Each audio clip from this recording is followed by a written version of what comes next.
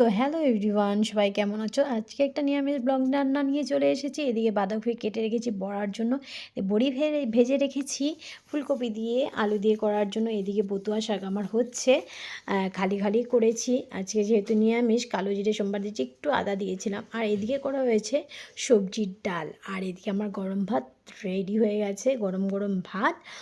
আর গরম গরম ভাত খেতে কার কীরকম ভালো লাগে অবশ্যই কমেন্ট করে জানাবে। ঠান্ডার দিনে তো গরম ভাত খেতে সবারই অবশ্যই ভালোই লাগে হবে।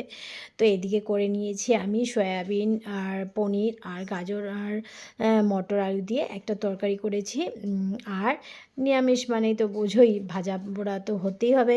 এদিকে বাঁধাকপি আমি বেসন দিয়ে বড়া করে নিচ্ছি। আর এদিকে ভাড়াইটা বাকি ছিল, সেটা করে নিচ্ছি। তেলের মধ্যে দিয়েছি গোটা গরম মশলা, তেজপাতা, শুকনো লঙ্কা, একটু জিরে ফোড়ন দিয়েছিলাম। আলুটা ফার্স্টে ফ্রাই করে নিয়েছি ওটার মধ্যে। তারপরে ভাড়ারিটা করেছি আলাদা, সেদ্ধ করে চপারে আমি গ্রেট করে নিয়েছি। তো তোমরাও এরকম করে বানিয়ে দেখবে, ভাড়ারিটা খেতে অনেক ভালো লাগবে। ঘি দেবে লাস্টে নামানোর সময়, ঘি একটু গরম মশলা করবে। এদিকে আমার ফুলকপি দিয়ে বড়ি দিয়ে আর আলু দিয়ে করেছি রাত্রের জন্য। দেখো গাইস, কালারটা কত সুন্দর এসেছে আর খেতেও বেশ ভালোই হবে। তো এদিকে আমার ভাড়াইটা আর একটু টানানো বাকি আছে। তো নামানোর আগে গোটা গরম মশলা তো আগেই দিয়েছিলাম। গরম মশলা যেটা গোটা, এটা একটু ইসে করে পেস্ট করে দিয়েছি।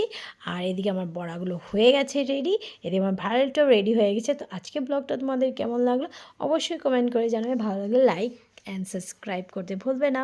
আর ফলো